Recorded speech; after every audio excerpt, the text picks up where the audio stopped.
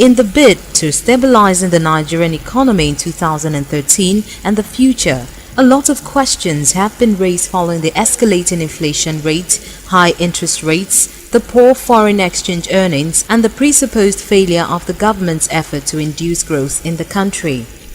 A roundtable dialogue organized by the Save Nigeria group at the first anniversary of the 2012 Nigeria street protest against the culture of corruption was held recently in Lagos, Nigeria, where stakeholders, members of the Nigerian press, and economists gathered to deliberate on the monetary policy framework that underlies the setback in the Nigerian economy and the way out.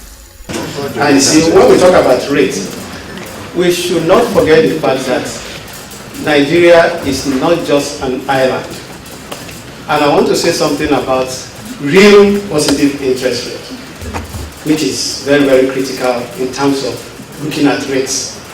Because you could have a rate that is very low while inflation is high and the rate becomes negative and you know it's detrimental.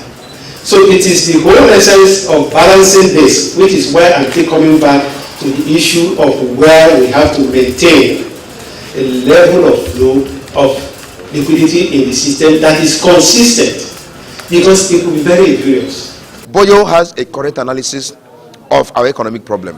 If they can't even take him into governance, can't they even listen to him and apply what of those things the man have been writing about? I've been talking about. You listen to him clearly. He spoke in a very simple English of why we're having problem in our economic policies. How can you be earning money in dollars and you are giving naira, and you use the same naira to chase dollars, and you borrow at 12% and you're not doing anything with the money? Now they tell you that they have made provision for farmers. How many farmers have access to those credits, those money that has been dedicated for farmers? Nobody has access to it. It's all about politics. So there is a problem with economic policies, and the people who are running our economy, they are not brainy enough to run economic policy that will make Nigeria to be very efficient. Observers and economists have argued that the present monetary policy is bringing down the economy.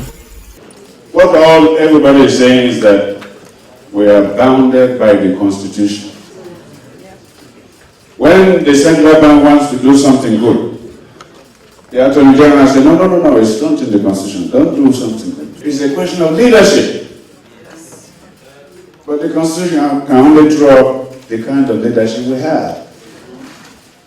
And to quote the communication director, he said we are only acting within the limits of the Constitution.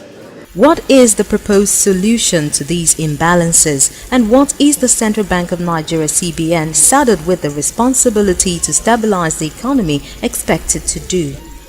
But unfortunately, the people who manage our economy don't appear to be sensitive to this.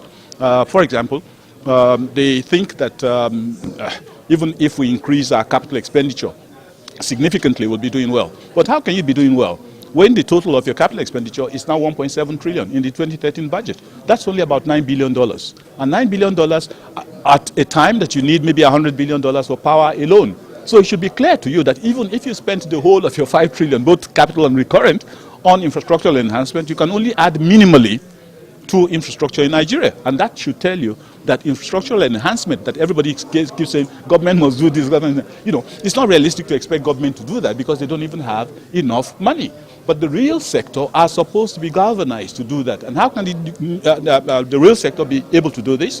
When central bank performs its core mandate of price stability. In other words, bringing interest rates to maybe 2-3%, 4%, 5%, and also rate of inflation to 2 or 3%. Don't forget, inflation at over 10% or 12% is destructive to the economy. It doesn't encourage savings in any way. And all people who are involved in pension funds and things like that would shed tears in the end, because every year their income is being eroded by over 12%, basically. So you must be able to reframe the monetary payments model of your economy.